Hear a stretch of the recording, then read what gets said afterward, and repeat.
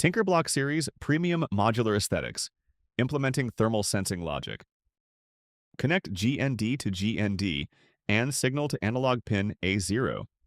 NC internally isolated, leave it floating. Required 3-pin jumper wire, Uno R3, and the TK12 thermistor module. Start by seating the jumper cable into the TK12 GND.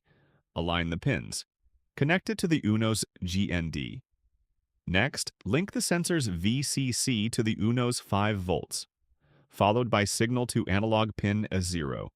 Ensure every connection is seated firmly. Interface via USB. Include the math library for advanced calculations. Set the sensor parameters and reference values.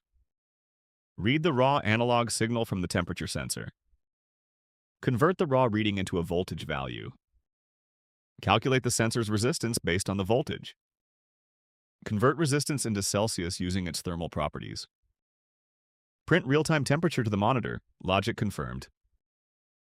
Final step, select the correct COM port under Tools. Hit Upload to flash the firmware. Click the top right icon to open the serial monitor and monitor the real-time temperature data. Precise thermal tracking active, logic confirmed.